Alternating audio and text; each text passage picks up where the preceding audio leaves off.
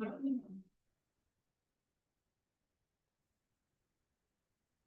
you gonna say something? No. Oh, well, just gonna check something.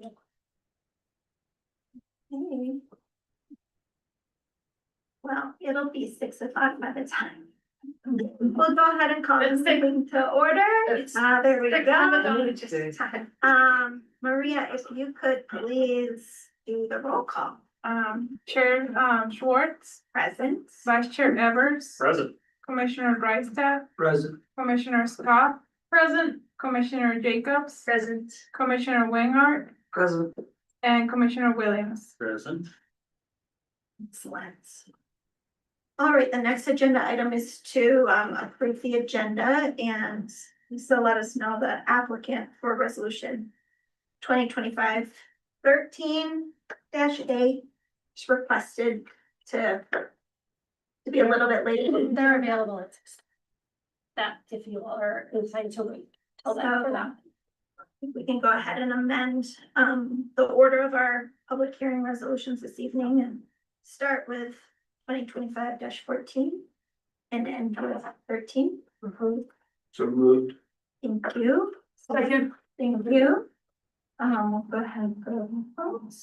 Approve the agenda as amended. Thank you. All right. All right. Now, is there any audience business unrelated to the public hearing? Yeah, all right. Hearing none, we'll Nothing on mine, right? No. We'll go ahead and dive into our public hearing agenda item and start with resolution 2025-14A. A resolution of the Town of Lyons Planning and Community Development Commission recommending the rezoning of 24 4th Avenue to Parks and Open Space. And if we could go ahead and start with staff report on this one, you bet. Chair, before we start, Yes. one quick disclosure. I own a property at 305 Evans, 305 to 321 Evans, which is in very close proximity to the 3 parcels about which we're about to opine. I, in fact, had a pre-application conference to manage the Dr. Bott property that sits between the 2 properties and have put that application on hold while we finish our development of the Evans property. But I do have something of an interest in seeing all of those properties put to their best advantage. I don't believe that it gives me a unique perspective or bias in the decisions that we might make, but I wanted to disclose it, and I would be open to recusing myself if that seems appropriate to others. Thank you, Commissioner Williams. I don't know if that's not, Commissioner Evans. While we're doing disclosures, I live at 435 Park Street, which is down the street from these properties. And I've had conversations with neighbors about these types of properties in general, not about these specific properties. I don't think there's bias that will affect my decision and input today, so I don't plan to recuse myself, but that's just a disclosure. Happy to discuss if we need to. Thank you. Anyone else? I would agree, it doesn't say on its face, it doesn't seem like you all would need to disclose, but certainly, you know, if PCDC collectively feels differently.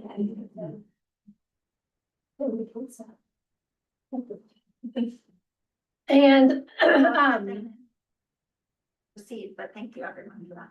so we have 3 separate agenda items for this rezoning. However, my presentation will cover all 3. Your discussion, you will have to open and close 3 separate public hearings. I also just want to note that maybe we'll go a little more slowly through this item since the agenda was noticed with 217 first. So just in case anyone from the public was thinking they maybe had a few minutes to get down to town hall, we want to make sure that we give them time. So let's just, you know, maybe kind of just extend it maybe a little more slowly than maybe we would have otherwise. I just want to make sure that we allow folks the opportunity to participate had they be inclined. And then there was also one public comment that we received earlier today, and that was included and updated in the packet. So just want to make sure you've had a chance to acknowledge that as well. So tonight, again, we're here to consider rezoning of town-owned property. Property is currently zoned low-density residential, and the town is the applicant. We'd be requesting rezoning to the Park and Open Space District. So we have prepared these properties, as 3 separate applications, should PCDC and the Board of District Trustees wish to take separate action on them. And if you all don't necessarily agree with the way that we have kind of split these up, we could kind of parse them out in different ways. But based on kind of how these properties were developed and kind of came to be, we propose 3 separate actions. And you can see on the image on the screen as how they correspond to each of the resolutions. So resolution 14 is the property outlined in blue, addressed as 124 4th Avenue. 341 Park, all of the property, both in red and yellow, is addressed as 341 Park, but we have delineated the area outlined in yellow under resolution 15, and then the remainder of the area outlined in red. So that's the reason for the 3 resolutions. We have the same recommendation for all 3. We have the same analysis for all 3, but in case you all feel differently, that's the reason behind that. So a little bit of background, the properties are, as I mentioned, currently zoned low density residential. The proposed rezoning is to Parks and Open Space. As many folks know, these properties were formerly developed consistent with the current low density residential development. However, they were impacted by the 2013 floods. These properties were included in the deed restricted buyout properties program, commonly referred to as Dr. Bob. The properties were purchased through those federal funds by the town in 2016 with the subsequent deed restrictions placed at the time. So those deed restrictions limit future development to park and open space uses, kind of other ancillary facilities, consistent with the program. Parks and Recreation Commission discussed this proposal on April 14th, and they recommend rezoning all of the properties to the Park and Open Space Zone District.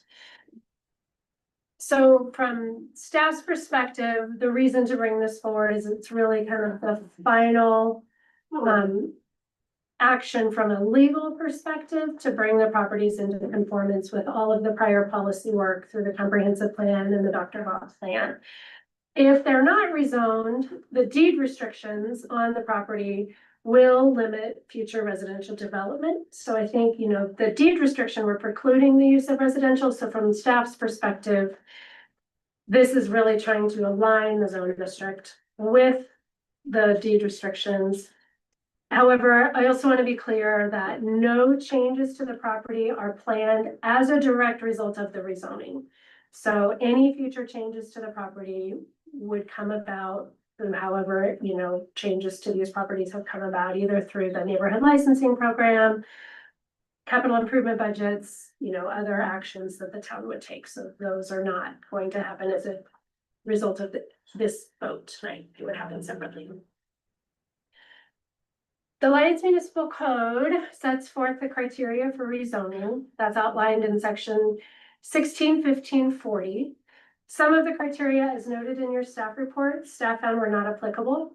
However, there were 3 criteria that staff is leaning on. I won't read all of this, but basically the first one of these is criteria 2, to rezone an area or extend the boundary of an existing district because of a change of a condition. So as noted, previously prior to the flood, use was consistent. Following the flood, there has been a change in circumstance or condition that would warrant this criteria being met. So we find this criteria is met due to a change in condition. The third criteria in the code states that the land to be rezoned is inconsistent with the policies and goals in the comprehensive plan. And we find that by rezoning the properties, we would become consistent with the comprehensive plan as well as the weapons of the Dr. Bob plan. So for those reasons, we find this criteria is met. And finally, again, this talks about the area requested for zoning has changed or is changing, that it's in the public interest to align it with a comprehensive plan. And so again, as further described in the staff report, staff finds that this criteria is met. There are 2 other criteria staff finds that they're not applicable in this case, noted in the staff report. I'm happy to answer any questions. And staff is recommending approval of rezoning all three properties. Commissioner Scott? I was reading in the, I think it's called the cover memo, what we're calling cover memo. Yeah. I can't get to it right now, but they talk about it being passive use. The reason I bring that up is my question kind of revolves around, the restrictions on it. Let me give you an example where this question is coming from. Commons Park in downtown Denver, which is right adjacent to the Southwest, we're literally right in the center of downtown, real close to the Odo neighborhood. One with the big oval in the middle. I think it had the old, yeah. It's close to, yeah, I don't know if that was, it was industrial use or something. When that land was, when they made that a park, I think the Nature Conservancy helped purchase it, or maybe it was the, might have been the lottery funds, I don't know, but to do so, they wanted to put it was meant to be a passive park. A passive means that, throw a frisbee around, but not a tennis court built on it. Does that make sense? Like you can throw a frisbee around, you can run around, you can chase your kids, you can fly a kite, but no basketball courts, not a tennis court. So, and no playgrounds. And the reason I bring that up is because the city wanted to encourage families to move downtown and the lofts down there. And so encourage families, they want a playground downtown. So the neighborhoods that raised money to build a playground there, but the funding, I don't know if, I can't remember who funded it, lotteries, like, if you build a playground on it, we want our money back, right? So is there any kind of restrictions there that might, are there kind of restrictions there that would affect funding, like, that already preclude, funding for certain things like that? Do you see where I'm going with that? I do see where you're going with that, and I Yeah. think communities in general always need to be cognizant of, any restrictions connected to funding. There would be no conflict as a result that I'm aware of, as a result of this rezoning action that would conflict with those funds. I think that's something I can't speak to directly in terms of any future decisions the town might make. I would have to do more research, right? Like any future improvements that the town might decide to make on those properties. That's certainly something we should always be aware of, but I'm not aware that the rezoning action itself is contrary in the conflict. And then, I don't know, of course, like you were saying earlier, it would, you would do, but probably if you wanted changes to it, like for the tennis court, it would go to the whole public involvement. To the degree the town board is interested in a public Yeah, process. exactly. Commissioner Durso? Did you have your hand up earlier, and then I'll go? I did, I don't know if it's appropriate to answer one of the questions here. It's not me asking the question, it's answering one of the things that just came up. Oh, yeah, please, if you could, yeah. Would you further clarify? Well, yeah, I mean, there are restrictions on, the use of parks and open space in terms of any kind of building. There Yeah. are some very strict restrictions on it. Which haven't been mentioned actually so far In the zone district or on the deed restriction? on parks and open space, period, Is it everywhere, anywhere. At a certain point, it sparks a citizen vote. Okay. So, to convert property back from so build something Okay. above a certain size. Like build a new picnic shelter, well, Again, I don't Yeah, remember all the okay. details, but I'm Yeah, just saying that there was a citizens initiative okay, that imposed very strict restrictions on any kind of development okay. of parks and open space throughout the town. That's my recollection. So moving forward, I'm happy to expand on that conversation for the Board of Trustees decision. If that's something that you all need more information on before you feel comfortable to make this decision. We can certainly take all of your questions and need for more information, and then I would recommend we come to you. So it either does seem like a key point to that creates some certainty that keeps it from going from passive to more amenitized, which would bring more activity, which. I think we would need to be clear on Okay. that restriction. and I can certainly look it up What the here. details are, because Sure. I don't remember them all. Yeah. At my age, I'm like I remember anything. Speaking of age, may I shut this door so it's easier to hear? I did not unlock it though, so let me put the code in to unlock the door. Thank you. Yeah. Do you have another question? Yeah, I had actually two questions.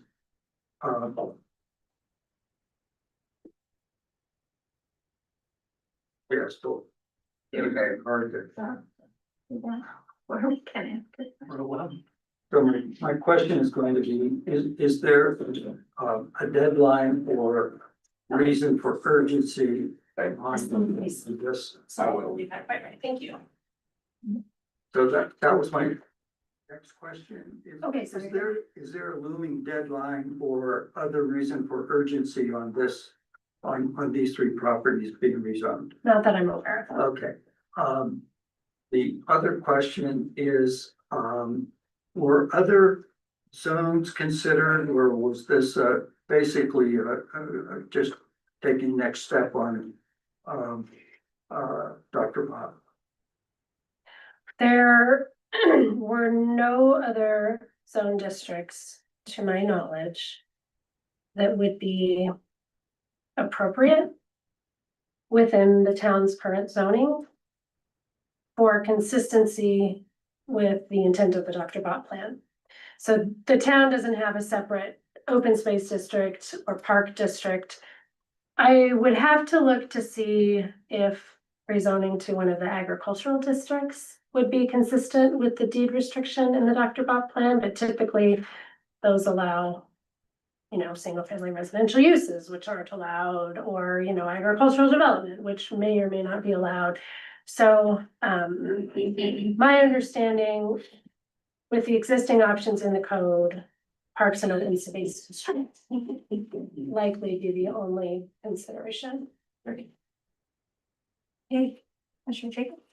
This may be one that we have to circle back around to. I basically wanted to know sort of from a practical standpoint, what are the differences between what can be done with it Yep. as currently deed restricted versus if you change it to parks and open space? So right now I am scrolling to the, and I will share my screen, since I have this pulled up for everyone to see. I'm scrolling up to the municipal code section for the Parks and Open Space Zone District.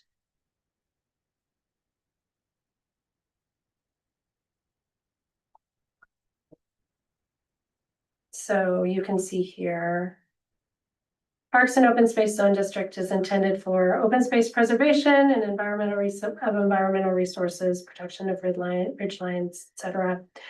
Permitted uses, passive recreational with minor improvements, temporary entertainment or special events as approved by the Board of Trustees.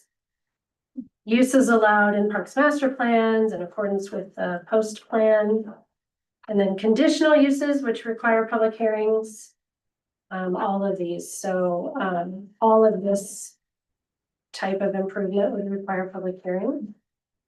And then, you know, development standards to that. So kind of the by right intention is passive with minor improvements.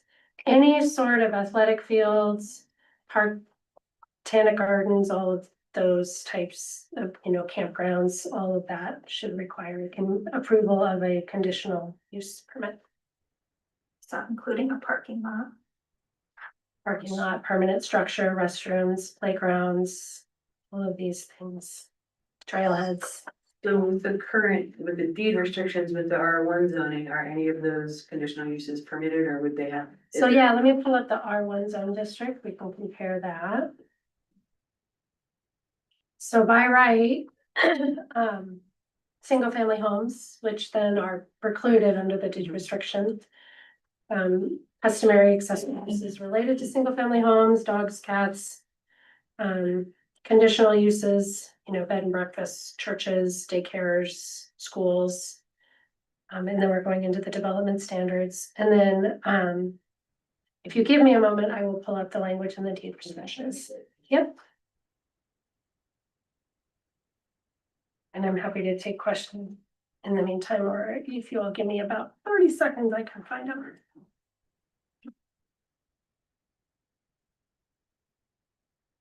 I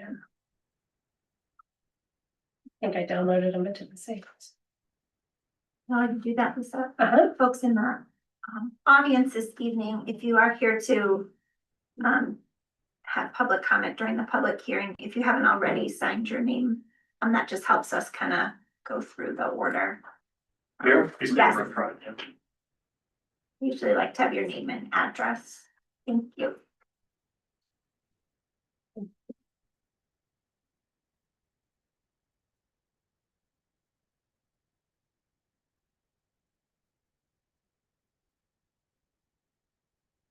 Just about have it.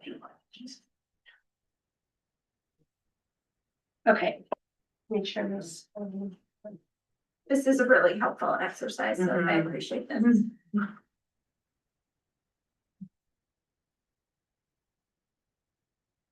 Okay.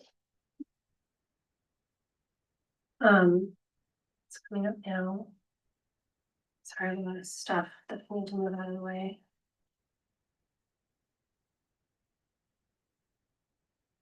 So this is, I just downloaded this from the county. It says unofficial copy.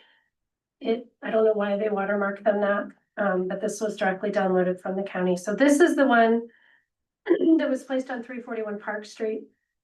I believe the language for the property at 124 Fourth is identical to this, but I can pull that.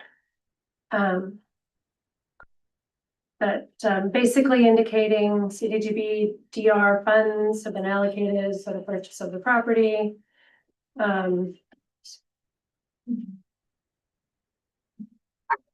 Here's the language. So the property shall be dedicated and maintained in perpetuity for a use that is compatible, open space, recreational, or wetland management practices. The structures that are allowed are a public facility that's open on all sides, functionally related to open space or recreation, public restroom, flood control district. This one's a little curious to me. A structure that the local floodplain manager approves in writing before the commencement of the construction of the structure.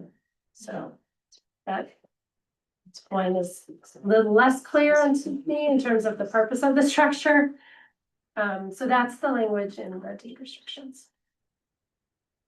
So under current state with just the deed restriction, these would be. This is in place. And the town owns the properties too, right? So they're not privately owned. So the town would have to determine if we were going to be, constructing anything.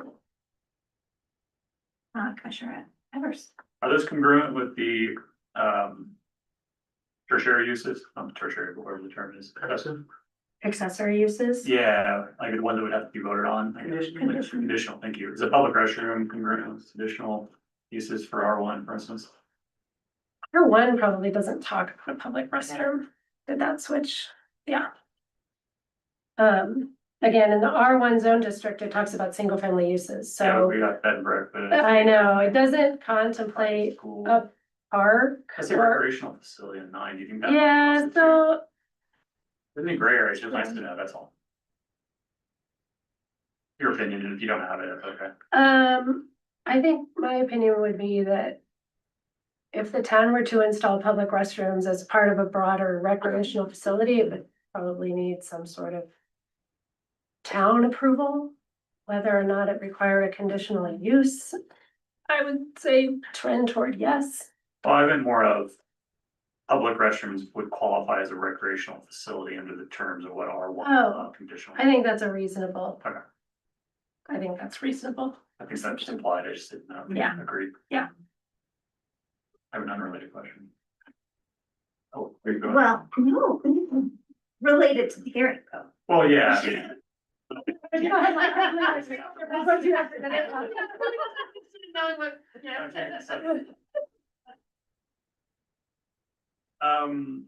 Can you show us, and maybe it's GIS, can you show us the floodway? Yes, overlay? I can. And really not the 100-year or 500 floodplain, but more of the floodway itself, the hazard zone, I think is what it's called. You haven't seen our new town GIS map. We've recently made some updates. Still nice. And all of this is publicly available on the town's website. So I am turning on the aerial imagery first. And then I'm turning on the flood hazard layer, and this flood hazard layer is directly from FEMA's website. This is not a town maintained data set, I want to be clear. The parcel lines are fairly accurate, they're not entirely survey grade accurate, which are the white lines you see, those are maintained by Boulder County. So the red hatch is the floodway. The blue is kind of the remaining 100-year, and I believe the orange is what would consider the 500-year. And just be clear, I mean, I know that your understanding of development standards in the 100-year floodplain is occupiable structures can be built as long as they're 2 feet above the base flood They have to elevation. get a floodplain development permit and meet all of the criteria, right? That wouldn't, the blue wouldn't preclude a structure. No, That, yeah, that's the 100 years, you're saying 100 years, right? If you understand development, to Yeah. total land use. correct. Which frankly is one of the reasons why staff is isolating these lots a little differently, so that you have the ability to make different determinations. Just for our benefit, it seems like one of the yellow property is pretty obviously in the blue, but to kind of show us the outline of. Yeah, so essentially, they're one of properties. Well, that helps, that could. Okay, yeah, so, and then, yeah, so this is the lot 7 through 10 Okay. of 341. The remainder is the 341, and then this property is 124/4. So, Floodway doesn't preclude development of, say, trail systems, infrastructure, but it would preclude development of buildings. Is that your understanding? it's a general understanding. General, yeah. I have another question. It is related, but it's a different type of question. Okay. There are other deed restricted buyout properties in the neighborhood that are currently zoned R1. Yes. Why are they not being discussed as part of this? That's a good question, and I do not have the entire history of why certain properties have been rezoned to date and why some have not. Is it possible in this, probably not, is it possible in this portal for you to show those deed restricted buyout properties? And if not, we could look at the. I would have to come back to you with that information. All right, maybe another way of doing this is, if it's not too much trouble, could you bring up the Dr. Bob final plan map, the development? Proposal? Yep.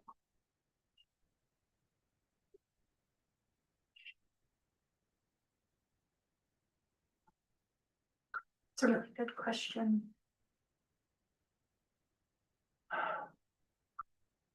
Sorry. No, that's okay, it's on the left side. I know, I just have like things I have to move. You can't see them, but like the Zoom stuff that I have to move out of the way. And when you get it, the plan, and I know these are kind of like conceptual plans, but page 13 has Okay, sort of like it's the rendering of what the master plan sort of suggests. okay.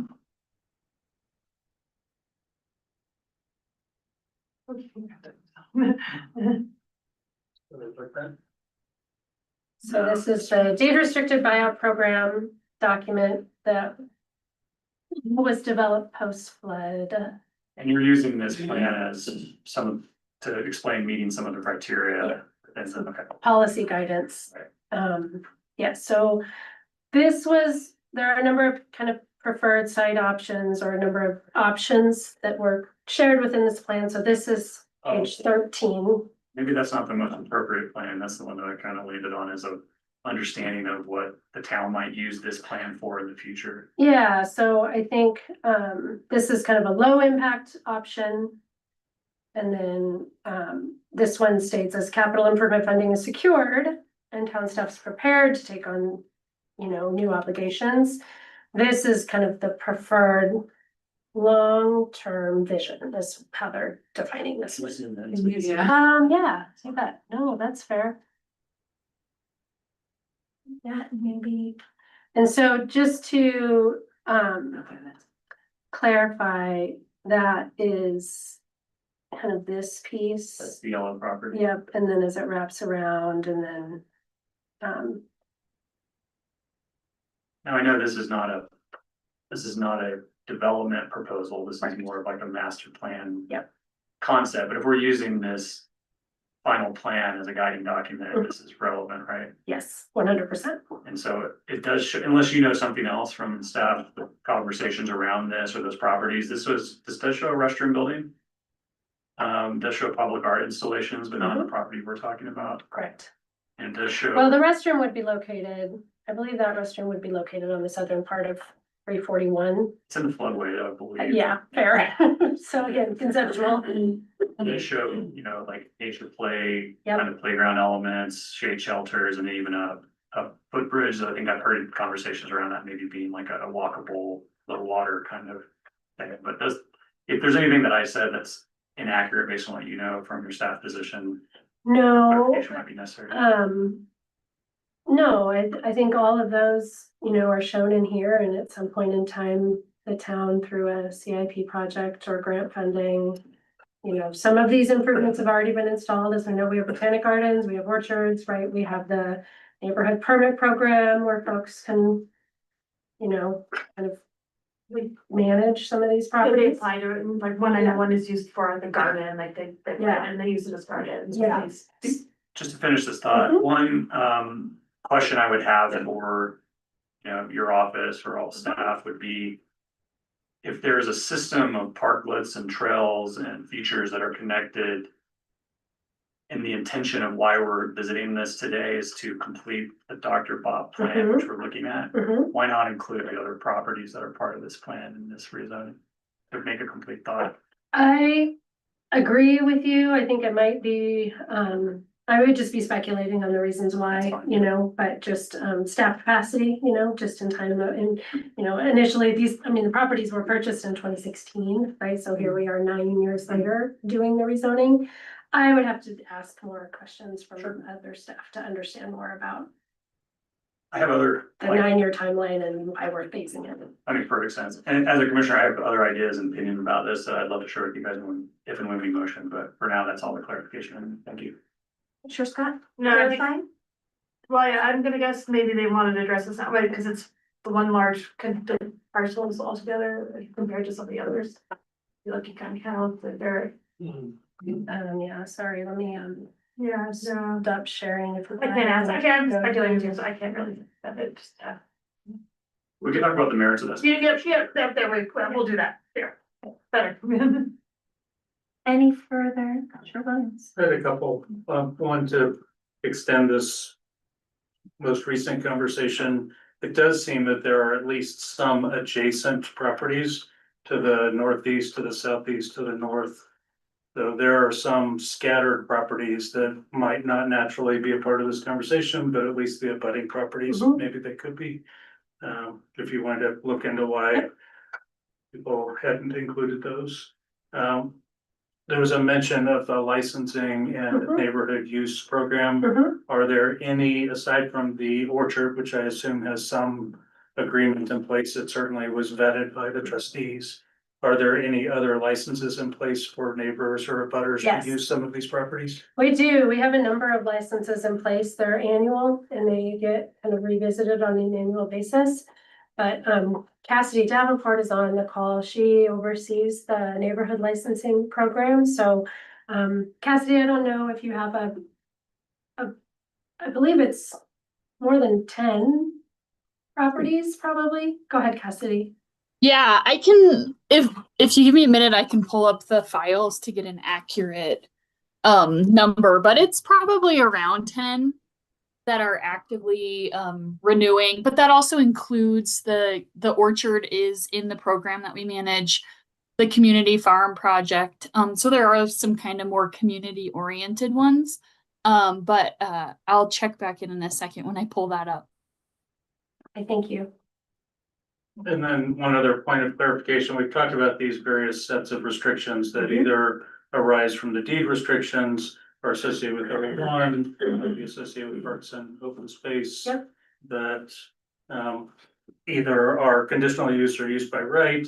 My presumption, and correct me if I'm mistaken about this, is that whatever we do, we will ultimately have the greatest sum of those restrictions. We're not releasing any of the deed restrictions. We're just adding a separate set of restrictions and swapping in the parks and open space restrictions for what would otherwise be the R1.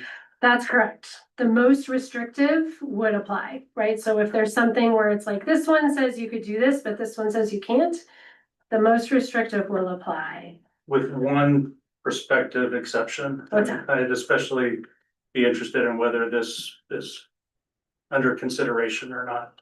And that is that from time to time, we've talked about the town going back to FEMA and asking for a release of some of those deed restrictions. Offering to perhaps buy back these properties Yep. and buy off the deed restrictions. Yep. Is there any active consideration of doing that with any of these? Is that a part of this calculation? And whether it is or not, am I correct in believing that that would change this presumption that the greatest restrictions that we've seen on any of these properties would ultimately apply? I am aware that conversations or the possibility that the town may engage to talk with, FEMA or the appropriate entity about releasing the deed restrictions could occur in the future. They're not actively occurring now. And if that were the case, if that deed restriction were lifted, right, and it was more restrictive, then it would no longer apply. So then you really are subject to whatever the zone district is at that point in time and whatever. And as we know, floodplains get remapped from time to time based on new data or improvements upstream. Or improvements on the property. So, the Parks and Open Space Zone District does have a requirement to say if you are going to rezone to any other zone district, it would require a vote of the electorate to approve that. So keeping it R1 and relying on the deed restriction would prevent most types of development, but should the town in the future something to think about in terms of housing, other needs that maybe we don't need today, other uses that potentially could be compatible in an existing neighborhood, and a policy discussion that we're not having today, but could have it in the future. If the deed restrictions go away, keeping the property zoned R1 would allow development to remain through the public hearing, planning commission, board of trustees process. If it gets rezoned to parks and open space and we have any of those future discussions that would involve residential development or another development would require a vote. Sure, others. I have a little bit of information from previous planner, and if you know more than I do, tell me I'm wrong, but I think it might help. There are two different types of the restricted buyout properties, basically where their funding source is. Some from FEMA, some from HUD. Yeah. And my understanding is that FEMA ones would require like a federal level policy change for those deed restrictions to go away, or maybe state would be. Through state, through Yeah, FEMA, but yeah. It's unlikely to happen, but the HUD ones are less restricted in the way they're handled. So if the town were to go through DOLA and ask HUD to buy back the properties, they would entertain the discussion, but whether or not they would is up to them. So, I did a little bit of research on this outside of lines at CU Boulder, so I did talk to HUD and DOLA about it, but Okay, it's helpful information. yeah, but it's probably unlikely. And do we happen to know which category these are in? Yeah, so let me I can confirm that right now. One's HUD. So, But she should. While Lisa's looking at that, we have 15 addresses that are leased by 11 different parties. So sometimes a resident has leases for 2 lots, or like looking at the Lions Community Farm Project, they have leases on should be at least 3 different addresses. But yeah. 1 second, I will get that pulled up for you. Thank you, Cassidy. So the property at 341 Park was purchased with funds through HUD. And the property at 124-4 was purchased through FEMA, Stafford Act funds, hazard mitigation program, FEMA. So I think you have one of each. Well, both 341 parks with HUD, which potentially makes sense given that a portion of that is not located in the floodplain, whereas 124 Park or 124 Fourth is within the floodway. These are great questions, and I will be including much more of this documentation for consideration to the board. So appreciate the thoughtfulness. Thank you. For your discussion. I feel like we just received a lot more information. Yeah. Is there any final clarifying question?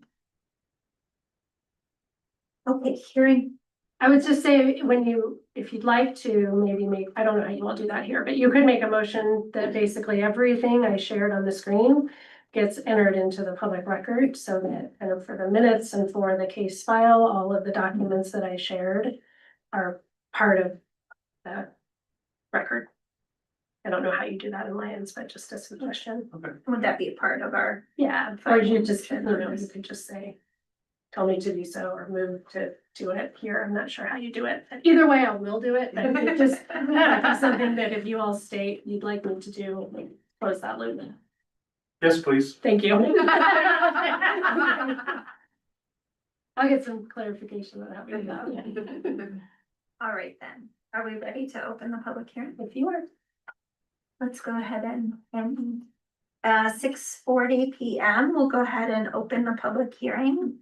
And is there, Lisa, in the past, our planner has been gracious enough to kind of handle the list and call. Yeah, happy to. We can do it if you Nope. just try to pronounce names. Yeah, I'll do it, just give you a break. Oh, I'm sitting here.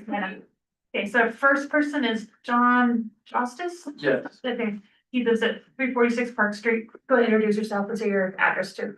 Hi, my name is John Justice. I live at 346 Park Street.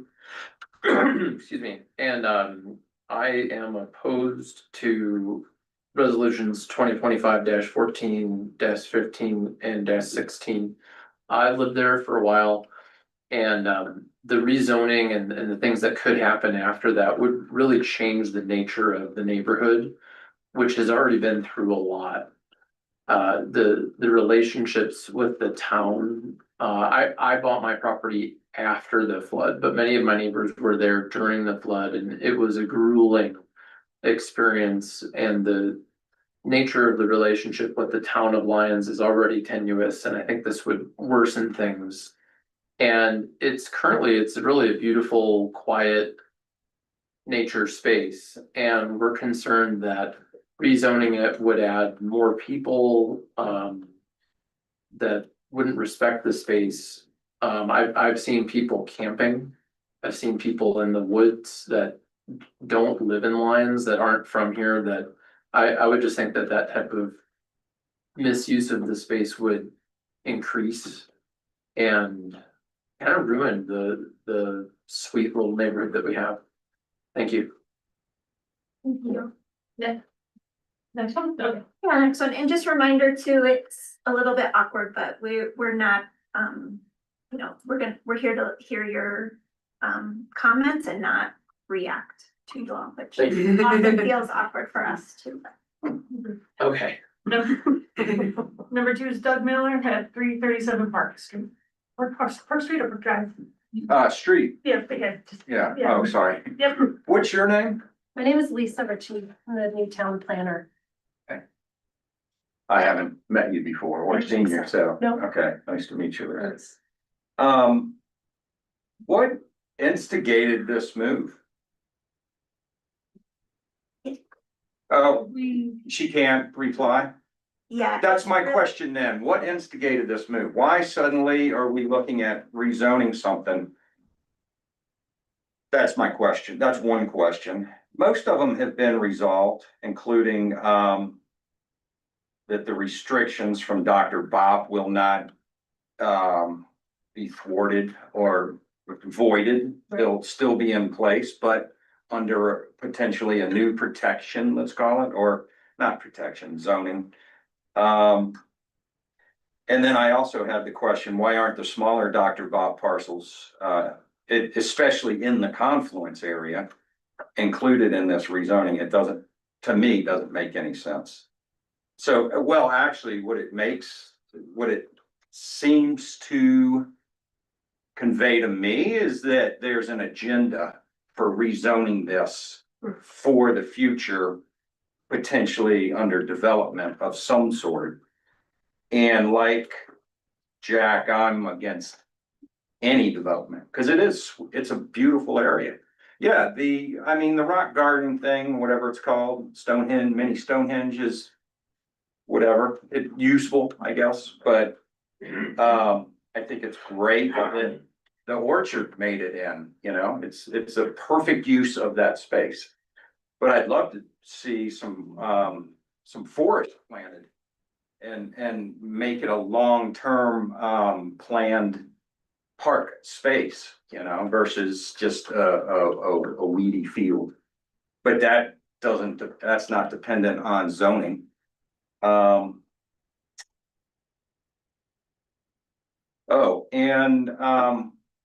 If this changes, well, I have a question, what would happen to my alley? That's in there, coming from Fourth. Because that is actually useful. And so I'm not crystal clear, is this? It sounds like this will not need a public vote. This can be done through boards and the BOT. Okay.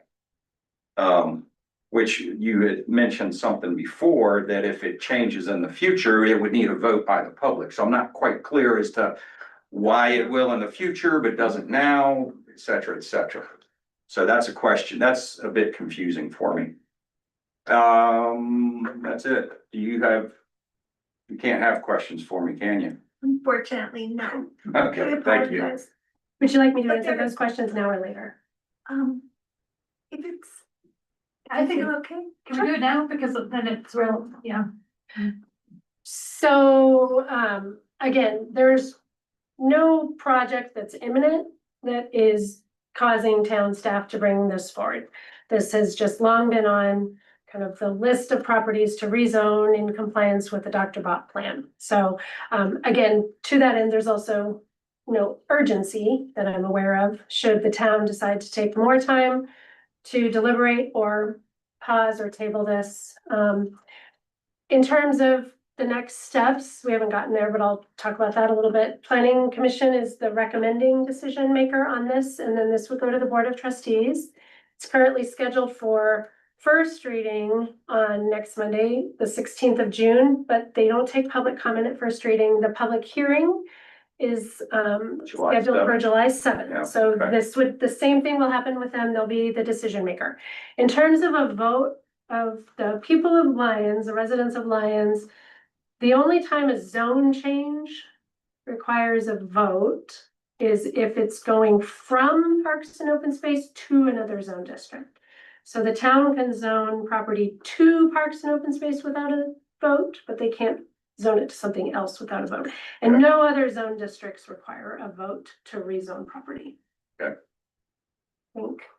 I think I answered all the questions. I think so. Okay. Other than the alley. Well, I was gonna Oh, yeah, the alley is a good point and something we could pull from the legal description. Dr. Bob on page 58 does have like town right of way, and it sort of implies that it's there as part of a master plan, but it's not a binding document, Yeah. it's a guiding document. Yeah. But we don't know. Not intended to remove your access. Thank you. Yeah. All right. Number 3, Michelle, I can't read your last name. Leonard, Yeah, for Leonard at 338 Park Street. that's correct. Well, I'm glad I'm here because I have way more questions. As a result of being here, it's even more confusing and, yeah, a lot of things. So, there are other issues too that you should be aware of. Apparently, our end of Park Street, 338 Park Street, You're 337.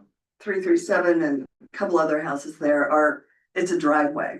That's what we're told in the winter time when we want to have it plowed. It's a private driveway. So might want to factor that in, or maybe we could get that resolved. Because I don't know how access would be affected. And then let's see.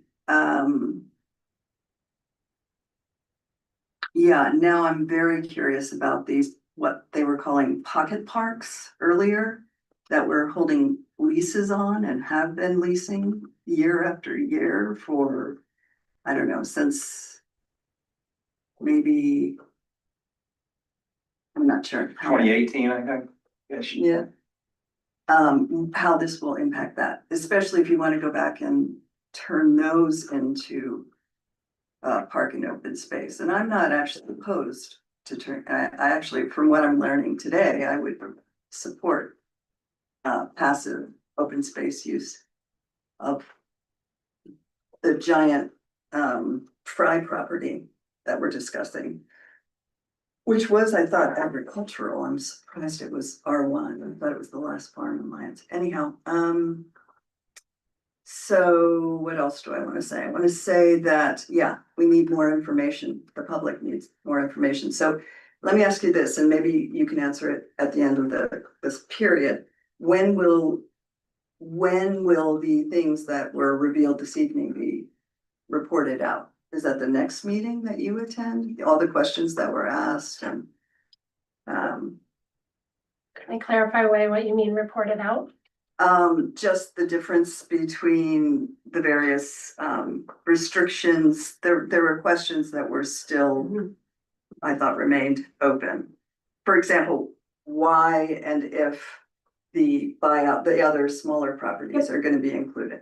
When will that be? I will either, if the planning commission determines that they would like to have the answers to that prior to making a decision, then I would suggest they continue this meeting to the next regular meeting, and I would bring that information back through the staff report and packet. If they're comfortable making a recommendation without that information, then I would include that information in the Board of Trustees packet. Is that public? It'll Yeah. be posted online. Yes. Okay, Yes. so it'll be answered one way or another. Yes. Okay. And okay, that's all I have. Thank you. Do you have anyone else? Two more. Number 4, Dave Orbeck, 347 Park Street. No, 347 Park Street, Dave, no? He's good. he's good. He's good. I think he- You're happy? Okay. Yep. Okay. Number 5 is the last one I have on the list, unless we probably should make sure everyone got a chance to sign up. Had a turn to, number 5 is Tom Bishop, 330 Park Street. This is the last one on the list, remember, so if you want to comment, and you haven't, please, Okay, fine.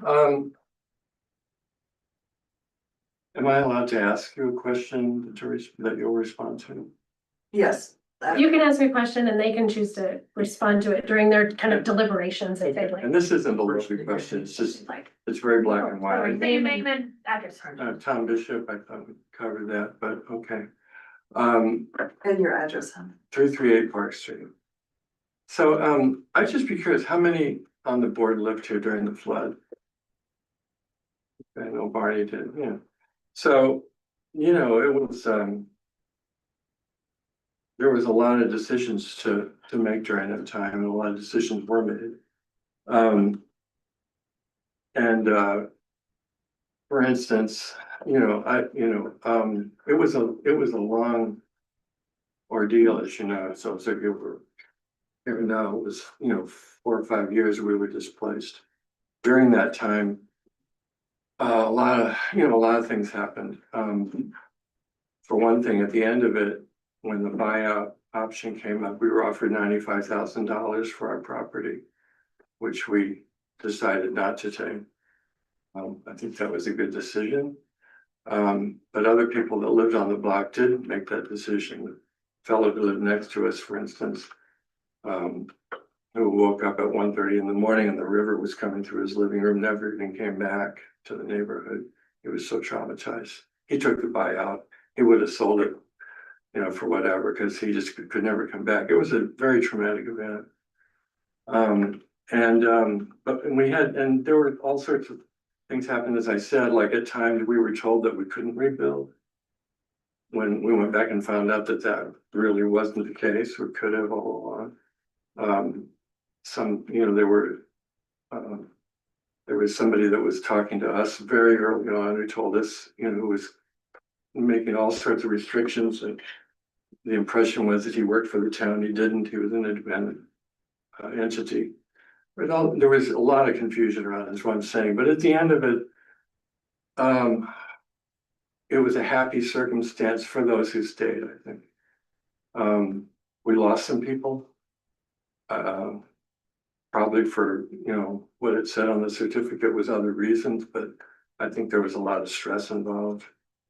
The property we're talking about across the street, we lost Wilma, we lost, a lot of people were gone after that. So anyway, it was a hard fought battle. We got back.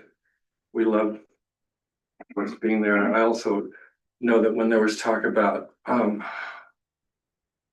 developing those properties, or,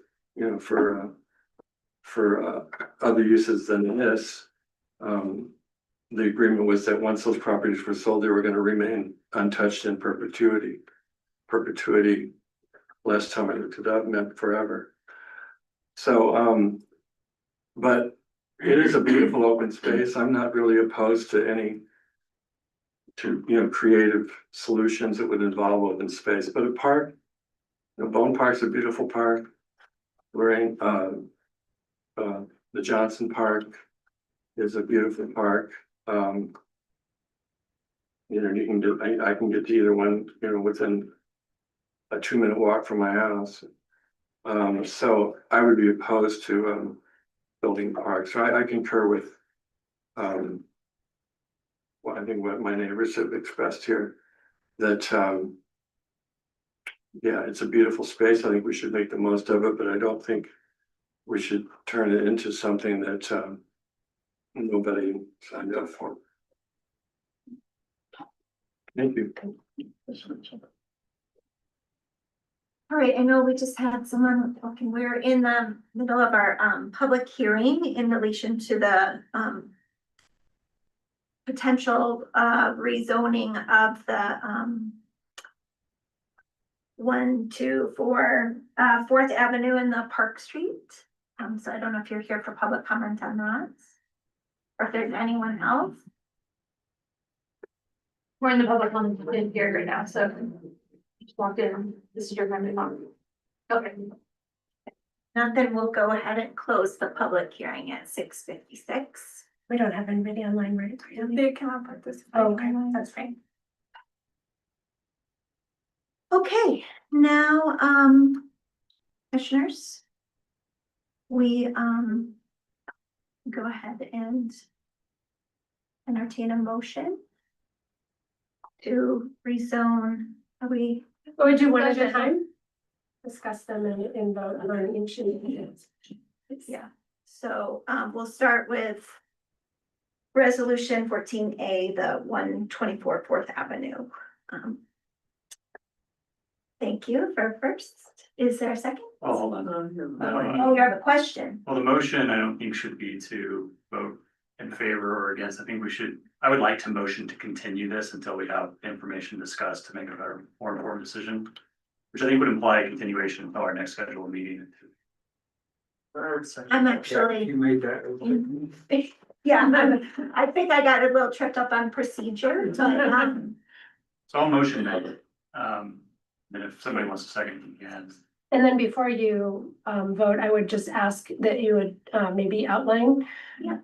And I can go back and listen, but just to make sure that I'm clear on it, everything that you all would love to hear. and we can, there's a little more discussion, but I hear a first for motion for continuance. Is there a second? Yes. And I guess, I'm sorry, I'm jumping out of order here. We probably can't make a blanket motion, so we're only talking about item 14, but I think this would apply to all three, and we're now in discussion, I guess, right? So. I think we're in discussion. Okay. Do we make a motion? Well, I don't think, we had the motion all three, I think, but, You can talk about all three. You're gonna have to vote separately. Just be clear with which ones you're doing, I guess. Yeah. so if it's okay if I say a couple things for having Please. motion. There's a lot of information we need. We've already discussed all of that. I'm not personally, and as a commissioner, like, I guess our personal opinions on some of these matters are worth talking about, but I don't think the Dr. Bob plan is very good in general. Like, it's a really well-intentioned document. And I think it was a really difficult document. I happen to know the partner of landscape firm who did the work, and they're a very good firm, but I think it was a really difficult task. So I think using it as a guiding, using it as a definitive guiding document for approving these resolutions is worth considering and balancing with other things, but it shouldn't be the sole reason why we choose to do something or not. So that's just my opinion on that. I have your question about it. Can you Yeah, remind us just when that was published? it probably says, I think it is 2019, 2019, and I should be 17. familiar with it. December 2017. There was a fair amount of community engagement at the time around that, but Yeah. it's been a stretch now. Well, and as an example, we annexed something next to the Martin parcel and rezoned the Martin parcel, and the document was referenced, but it wasn't followed. There's a plan for the park, that's a conceptual plan, and I think what we ended up kind of considering, or the reasons we voted the way we did, were kind of not really referencing this plan. So I think it's there to help us, but it's not there to control what the decision should be. So I just want to put that out there for future discussions too. I would also ask that you lean on the 2023 comprehensive plan, Yeah. land use designation in terms of guiding documents and policy and any decisions you make. That's all I'll say on that. Commissioner Drysdale. I agree with that. However, I would also say that making a decision that doesn't follow the guidance should have a reason attached to it. And then just a couple other random things, I'll like step out of the way quickly here. I don't think there's urgency to this, so I don't see a problem with continuing for a couple weeks. I also don't see a problem in maybe considering in 2 weeks or even today, if this motion doesn't pass, just voting no on the zoning change until we have a bigger picture of what the land use vision is for the whole neighborhood, all properties included, because yeah, the Dr. Bob plan does reference a pearl necklace concept of parks that are all connected by paths, and if that's a plan, I don't see any reason why we should try to zone some things in advance of other things unless there was a good reason that staff might bring back to us. So that's all I'll say on that, but that's my personal stuff for discussion. I mean, I'm happy to summarize a couple of things, but I think not only did the clarifying questions bring about a fair amount of information this evening, I think, I heard I think a common theme of wanting to understand the other smaller Dr. Bob properties. And a desire to see the whole holistic picture of those properties and kind of where they're at in their individual processes. So what and I'm what the hearing larger is, vision could be. yeah, like which properties were included in the plan, which there is a map in the Dr. Bob, but I would want to confirm that that was real, because then there's some that were going to continue to be acquired. And then what is the long-term overall strategy for the town's intention to rezone properties in accordance with the comprehensive plan and the. I think further to which properties were bought by FEMA and which we had. Okay, which were FEMA. And a little bit more about the use licenses that are currently in existence. Did I hear correctly? There's 15. Are you wanting to know like which properties have them and the purpose?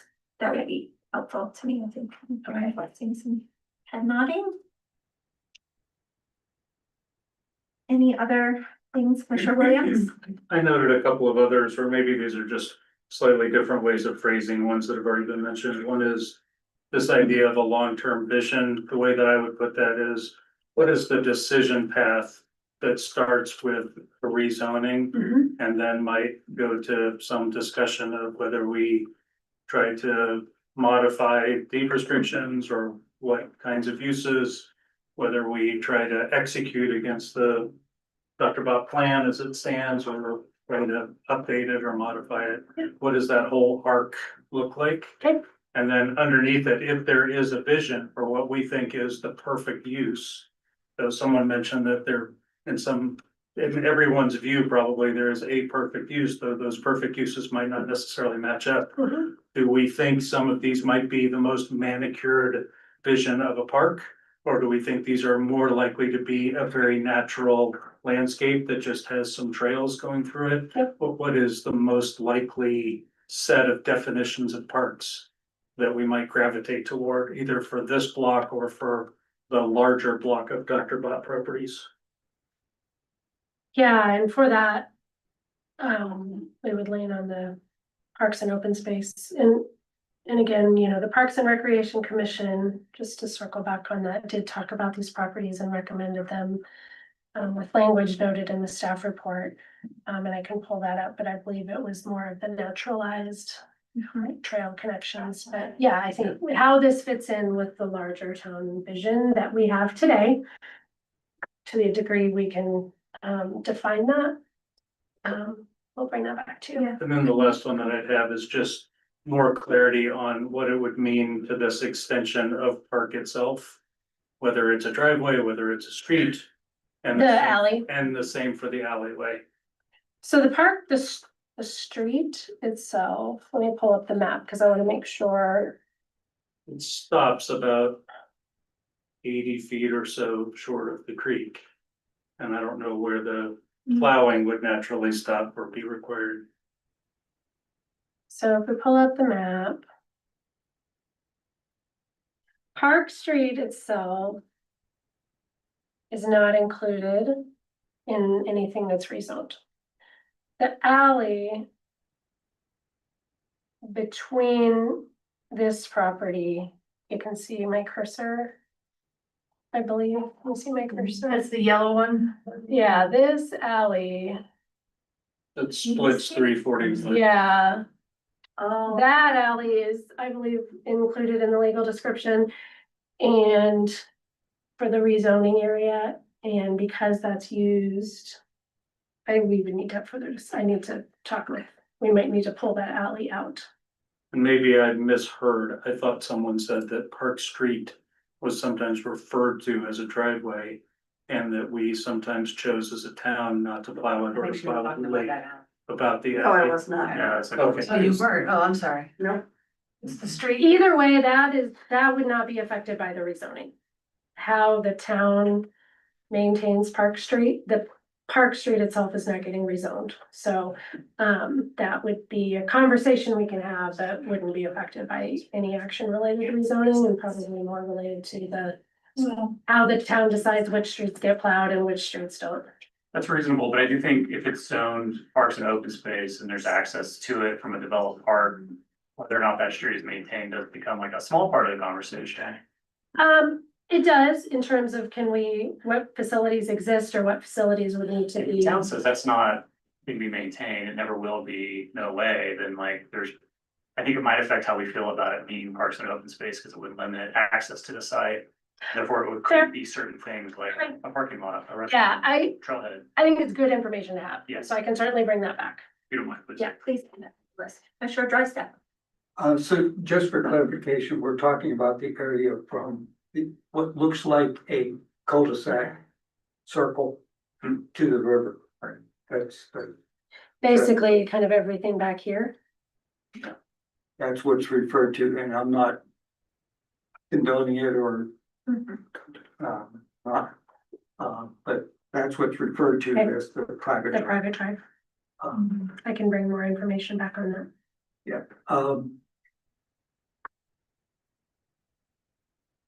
I do think we need to come back and understand the restrictions, because there are multiple layers of restrictions and what would be allowed and not allowed.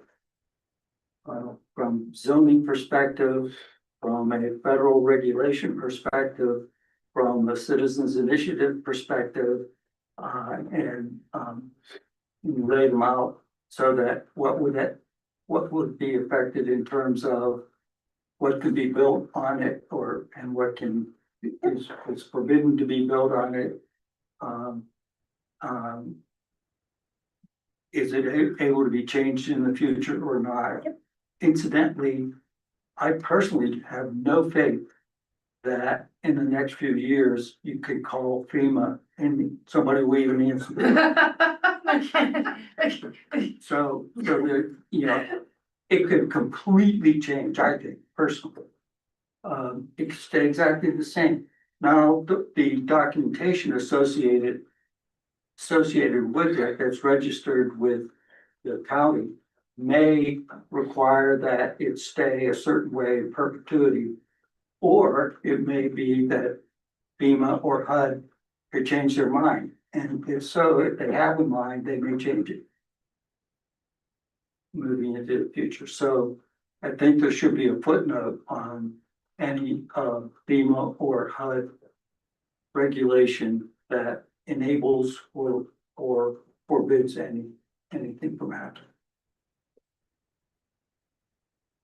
Can I clarify what you mean by footnote on what FEMA can do?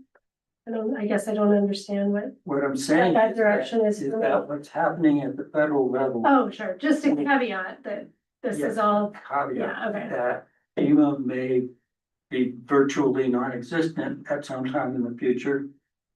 May not be in a position to issue regulations or modify them. And the same with HUD. Sure. So, we should, I personally just think we should take those regulations with a grain of salt.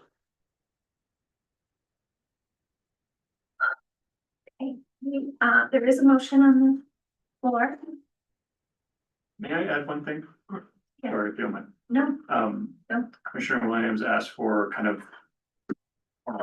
Several of us did, what, you know, the vision of what the park development might be. I think that's captured in the Dr. Bob plan, but maybe. What we're really looking for is someone to interpret what was happening at the time. So if that's like the opinion of the town administrator that you can relay to us, or if that's perhaps even a letter from the town administrator that could be included in the packet. Yep. That might be useful. Okay. And if you were already thinking that way, even better. She's the first person I'm gonna chat with. And likely, David Cosgrove, our Parks and Public Works Director too, as well, just to understand, the broader conversations and, those will be my first two Cool. folks I chat with. The only thing I said, I think the motion was to continue. We need to add a date certain. I'm gonna say to our next meeting, but. Date and time certain, so the best. Stuff. You have too much to do in 2 weeks, I guess, because there's, other things to do. No, I don't think what you're asking for is unreasonable. I mean, I think as you've noticed, I pulled up the documentation fairly quickly, so I think it's just a matter of summarizing, for you, all of these.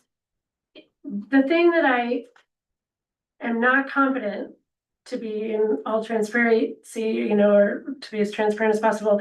The thing that I'm not confident that I will be able to clearly bring back to you is a town strategy that defines why these 3 properties were brought to you today and what is the long-term strategy for when the remainder of the town-owned properties will be rezoned. Because to the degree I assume, again, these went to the Parks and Recreation Commission in April, right? So I understand town staff had direction to do these properties in April. The overall strategy, to the degree it's vague in any plan, would require input from our town board and our Parks and Recreation Commission for consideration. And so that's where, well, if we continue the public hearing and we bring that back to you, I will bring that back to you to the degree we have it. And to the degree we don't, you all, I think we'll have to just cross that bridge when we get there. So motion's on the table, it can't be changed unless we'll do a motion to change the motion. Would it be more appropriate to change the motion to continue it to a future date at the discretion of staff, or should we just leave it as is? So, you can only make a continuance to a date certain. Okay, If you don't do a date certain, we can renotice.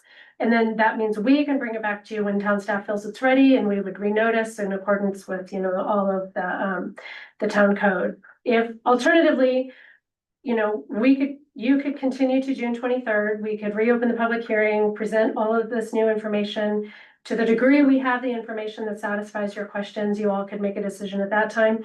If that's not satisfactory, then you could make a motion to deny, a motion to table, a motion to just kind of continue indefinitely, and then we would renotice when we're ready. So we can kind of cross that bridge, I think, as we that makes sense. come across it. So just a final point of discussion on this, would you be willing to offer your opinion on which method you would prefer? Would you prefer we just continue to a future date certain, or would you prefer? I, at this point in time, would, based on the information and the direction I've been given, would prefer that you continue to a date certain. And then I will bring back all the information I'm able, as well as have the opportunity to have broader conversations. At that point in time, I think in 2 weeks, collectively, maybe the town administrator attends, maybe the Parks and Public Works Director attends.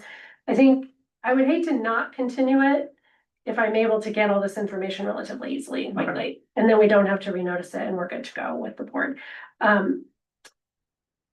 That would be my recommendation, that we work in good faith for the next 2 weeks and then go from there. Okay. And then, I think in terms of notice for the public, I would say we will probably, I don't know, what I'm trying to decide is the process by which the Board of Trustees and how they'll move forward. We have this already noticed, as you know, for a July 7th public hearing, but that would put their first reading ahead of this board or of this action. So I would say the Board of Trustees will get renoticed for a new date following a decision and recommendation by the Planning Commission. So we'll post it on the agenda, you know, the Board of Trustees will get renoticed for a different date and time once we have an idea of how this gets resolved with you all.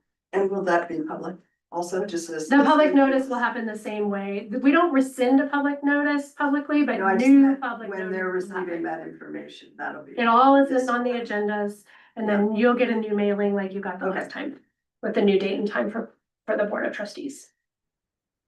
So Maria, just to clarify, the motion on the table is to continue to June June 23rd at 6 p.m. 16.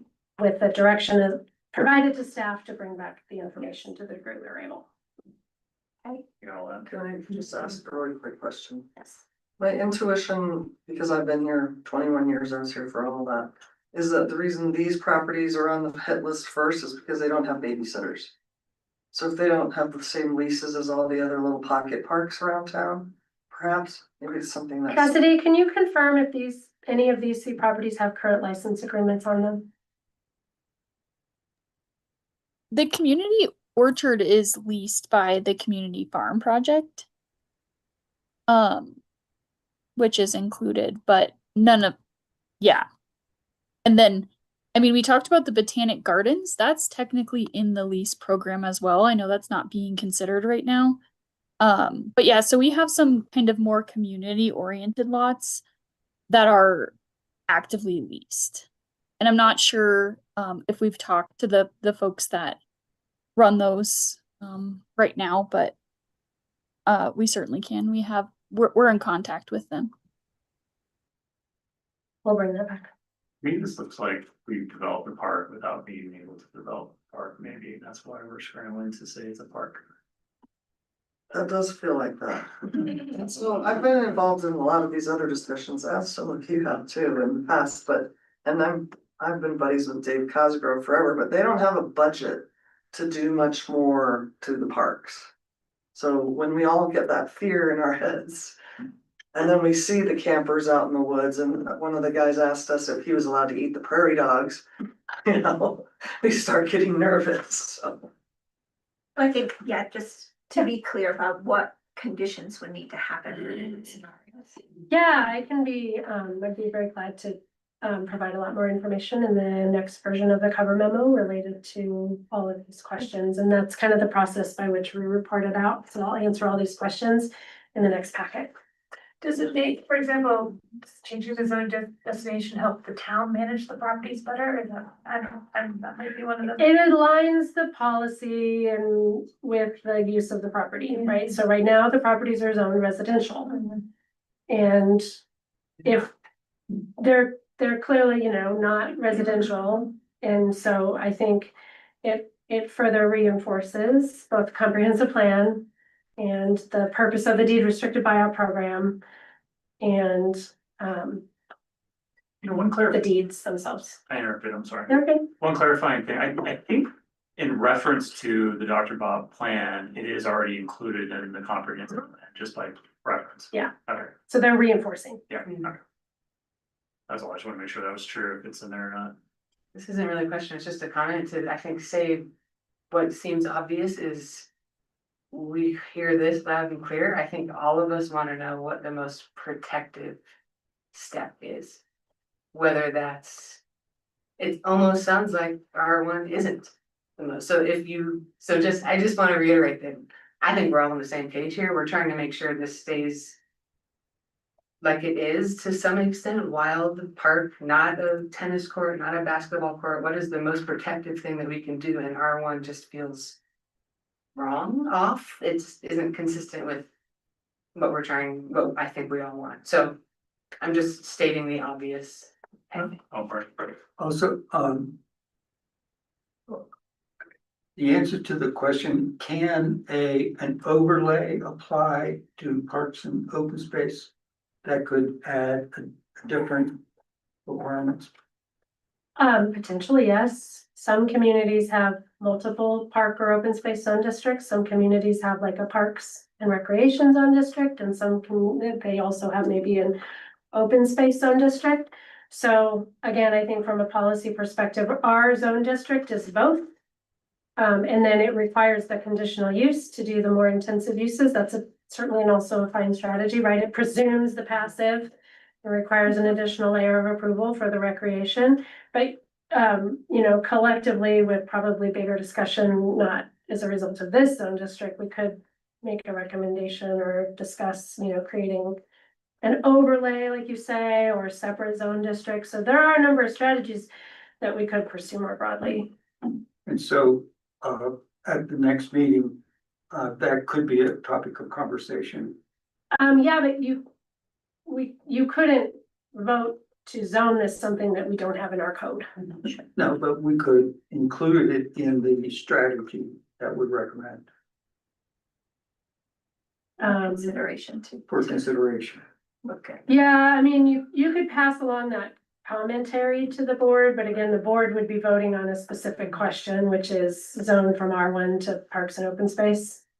You can't conditionally zone properties, so when you zone a property, you can't say, we want parks and open space, but we want all these other layers on it. So that would be a conditional zoning. If we did a PUD, that would be kind of like a PUD zoning, right, where it would be a custom zoning. Oh, we have overlays for, business, Activity. for example. We'd have to create that ahead of time. Yeah. Yeah. But again, it could be part of a multiple step strategy. Yes. Yes. Yes, if we decide to kind of table this application and work on a broader strategy to implement what we're doing with the buyout properties, certainly could create an overlay or another zone district. Oh, we're still discussing, right? We are. We can discuss this next time during continuation, but I'm not convinced that if one of the things we would like for staff to help guide us toward is what would be a scenario of restricting development on the property to the greatest extent? What would be the zoning, if that's something we wanted to consider voting on as? I'm not convinced that parks and open space is more restrictive than R1. And I say that because there's a lot of permitted uses in parks and open space that wouldn't have to be conditional, meaning they wouldn't have to go to a board and commission to approve. They could just be done by the town as the owner of the property. Unless they have to vote on it, which Barney was asking about. So I don't think we're ready to know that yet, but I think that will be the thing to guide us through what zoning we think might do what. And your comparative matrix idea is probably what this is. Yeah. Great. So I just want to say that I don't know. I honestly don't know. Yeah, we didn't do whatever. Because with Right. of the deed restrictions, so, Okay, so, motion to continue to Motion June to 23rd continue. at 6 p.m. First Yes. is, or we'll go ahead and go to vote. seconded. Are we voting on all three of the blanket or? Just Oh, okay. 124, Fourth Avenue, thank you for that. Okay. All right, passes unanimously, I think, all right. I motion to continue resolution 2025-15. I'll Can we second. go ahead and do that? Yeah, just do We don't- exactly that. That's great. Because we- Yep. Okay. Right? Move to continue it to June 23rd, 2025 at 6 p.m. Everyone's in? Okay, passes unanimously. And finally, Motion to continue resolution 2025-16, right? Second. please do, thank you. Do June 23rd at 6 p.m. Would not surprise you if I said, no, let's not. All of a sudden. Great, thank you for the thoughtful discussion. Thank you everyone for spending your Monday evening with us. Thank you for your time too. Yeah, thanks Yeah, for thank bringing you, us thank out. you. And you all can find me on the town website. I'm happy to, What was your name again? my name is Lisa Ritchie. Okay. Lisa Lisa Ritchie, Ritchie? yeah. You're listed in the I state. am listed in the staff directory and I'm happy Okay. to take a phone call or email or set up a meeting. I would appreciate maybe a little bit of time to gather some of the information so Sure. that I can have that. Happy to meet with you all. Okay, our next agenda item is resolution 2025-13-A. In relation to the minor subdivision at 217 High Street. Chair, before we get too deep into this one, I have another question about my eligibility. Okay. I voted on the advancement of this proposal, this application from the Board of Adjustments to the PCDC. At the time, I was on the Board of Adjustments, and now as a PCDC member, I could be taking my own hand off. I don't necessarily feel that my judgment that it should advance through the process would drive my recommendation that we advance it from this stage to the next. But I wanted to at least raise that as a potential technical ineligibility question. I appreciate that. In Staff staff's or opinion, by- you're not automatically, in staff's opinion, you're not automatically required to recuse as a result of being on a different board. You have different criteria for this approval than you did on that. So if you don't feel like it will influence your decision beyond the criteria for this approval, then staff does not feel the need to recuse. Up to you all.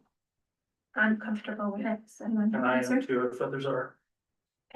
we'll go ahead and Great. proceed. And staff report. Yeah, so I just have a brief presentation. We also have the property owners, Dan Lee and Tracy Sobel in the audience. They'll have a few words to share for you when that time comes. So tonight you're here to consider a minor subdivision for 217 High Street. The property is comprised of lots 4 and 5, block 16 of the Town of Lyons original plat. Properties are held in common ownership, so they are considered one parcel in the municipal code, which then requires subdivision to reestablish the property line so that they can have a buildable lot. They do have, as you can see on the image, some structures that are across the property line. Those will be dealt with.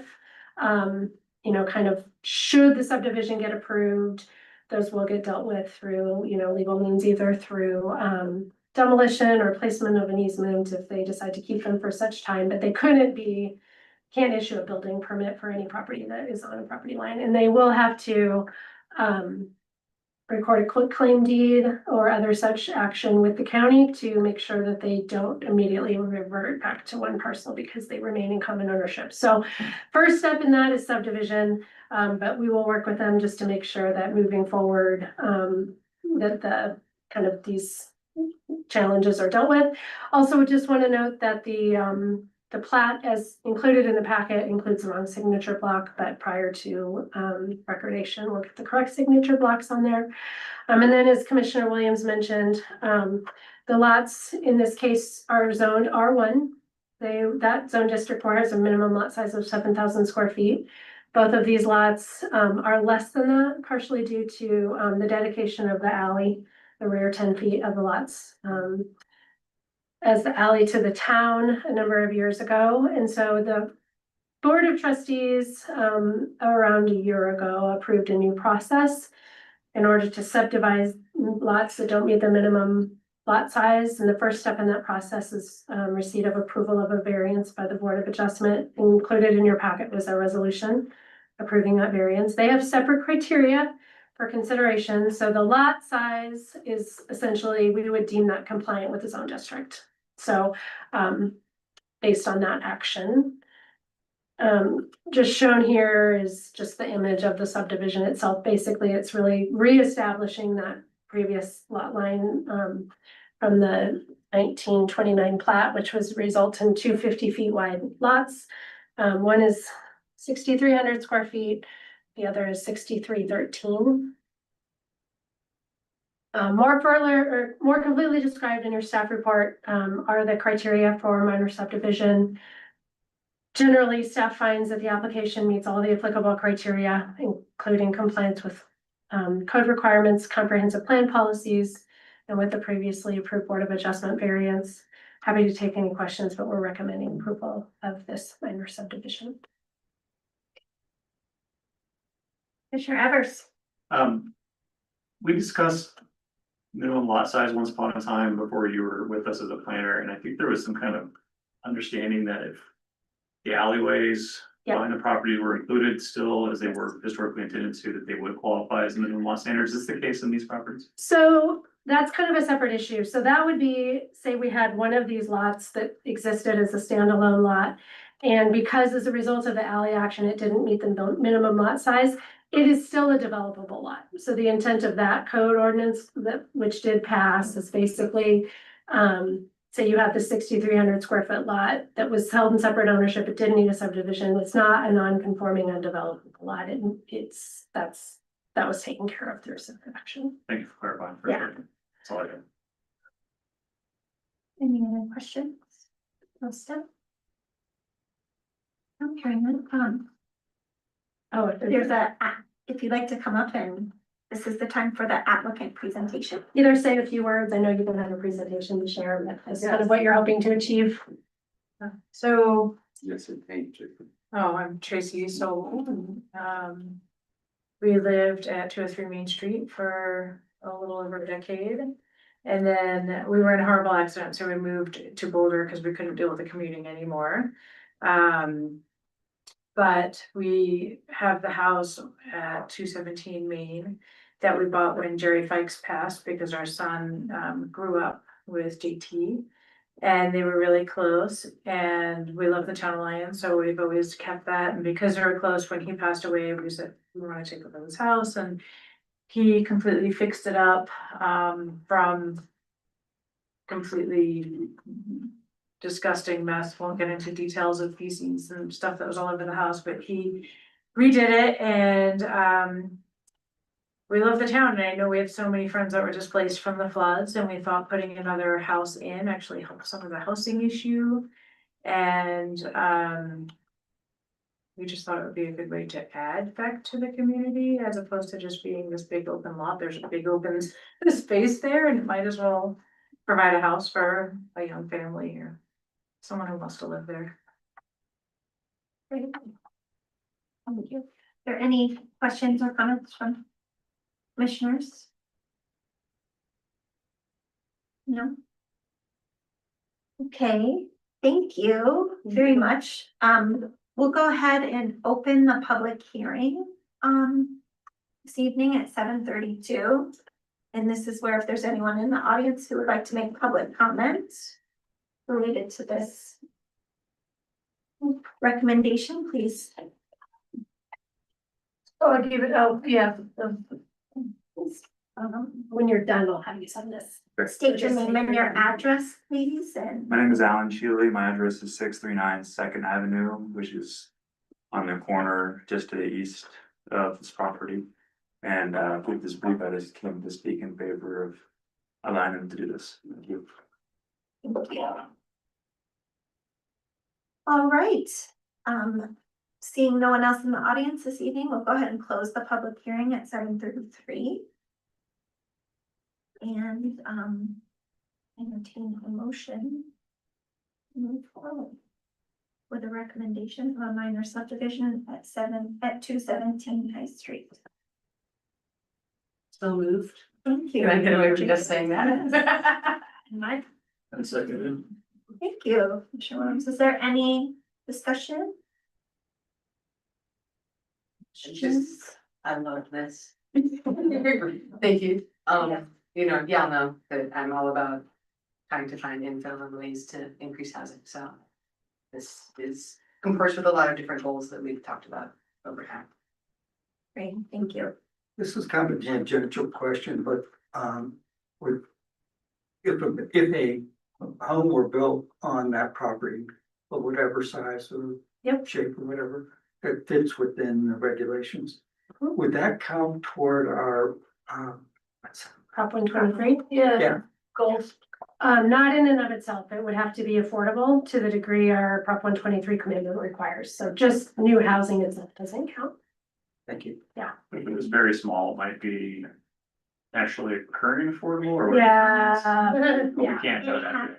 To be, speed restricted, Oh, it it has does. to be permanently affordable. I thought there was a size component that made it market affordable or whatever. I am learning. They're revising some of their guidance, but I think, yeah, I would not assume, we wouldn't make the decision assuming that would. You have to make sure that the applicant's aware of parameters involved. Yeah. So- Any home that would get constructed would have to meet the R1 zone district regulations. Any other further discussion? Yes. I think this is an admirable project. I would support it on its own merits. I'll also say that it's consistent with my belief that unless we see a reason to impose some restriction on a property owner, I would just by default let them determine what that property should be used for. And I think this is one of the many cases where a property owner has come to us with a perfectly reasonable request, and we would have to have a pretty high bar to decline it. So I'll support it. Well said. All right. Hearing no more discussion, we'll go ahead and go to vote. And the motion carries. Thank you for doing your evening with us and. Riveting. I'll call you again. Thank you for coming. Thanks with the process. All right, my friends, Yeah. we are through our public hearings, and we now have consent agenda to approve our May 12th. Is that, did we miss? We missed a meeting, didn't we? Yeah, there was no second meeting in May because of the holiday. That's right, that's right. So is there a motion to approve May 12th minutes? So moved. Thank you. Is there a second? Second. Thank you. Any discussion, anything we missed? Okay, we'll go ahead and vote to approve as presented. And motion carries unanimously. General business, staff report. Yeah, How are you doing? You're like, what? Um, Robust conversation. I think we all handled it Sad. well. you all did Particularly you. No, I would say you all did really great, with all that public hearing, on the rezoning, and I appreciate the deliberateness, and I appreciate your clear direction to me. That's super appreciated, and, I hadn't realized the degree to which these questions would have been needed, so this is a great lesson for me. I'm just past 2 months, but I don't want tonight to be about me. Tonight I want Cassidy Davenport's last day with the town is gonna be June 20th, so, I would love if you just would, let her know, any thoughts you have, and wishing her well in her departure, so. Your hard work behind the scenes, I know she's works very hard, it doesn't, Yes, often, it doesn't get seen, but it's definitely shows. Cassidy's a tremendous asset, she's very talented. Where is she going, where are you going? I don't know yet. Okay. Well, it'll be hard to go through the comp plan kind of, review process and monitoring without thinking of you in the future, Cassidy. So That's for the sure. work you did to help us wrap our arms around that was tremendous, and Thank you for developing the all process. appreciate that. Lots of heads nodding here. Yeah. Definitely. Yeah, no problem. I hope it continues forward, and I know you all have a lot of help with Lisa, so I'm happy that I'm leaving with somebody who's gonna take over and do such a good job. Oh, well, thanks, hopefully.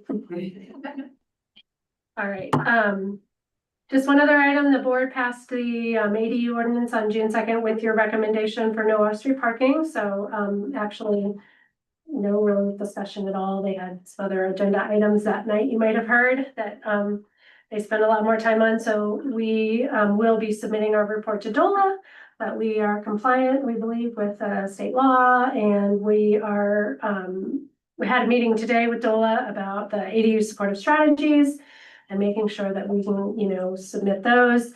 Our planning, kind of as we had talked about later this summer, kind of an ADU open house to announce the new code. The board, it didn't come to planning commission or PCDC, but the board included language in the building code that remove the requirement for fire separation if the smoke detectors and carbon monoxide detectors are connected within the structure for internal and attached ADUs.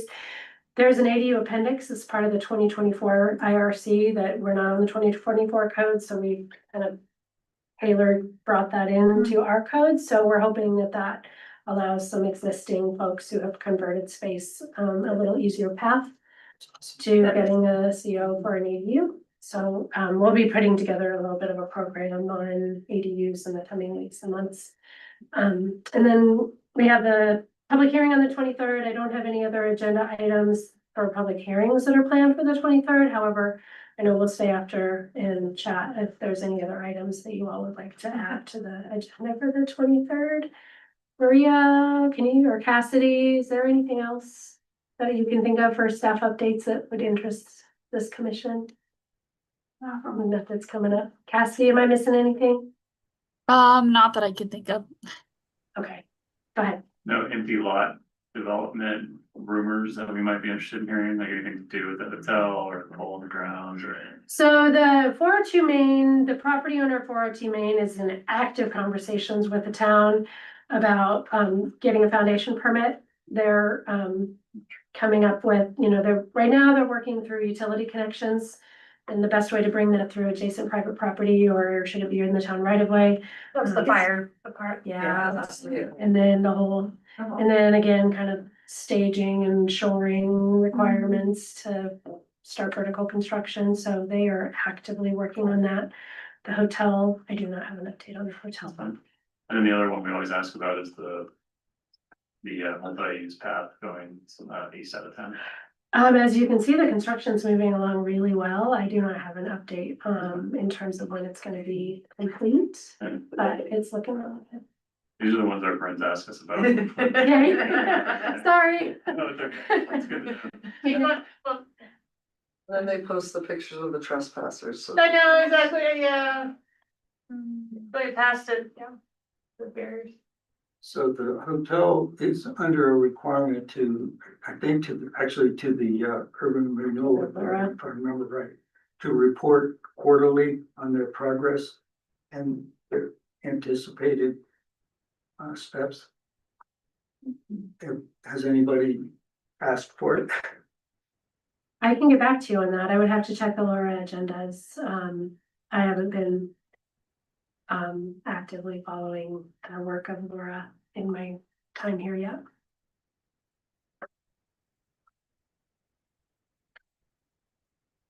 Okay.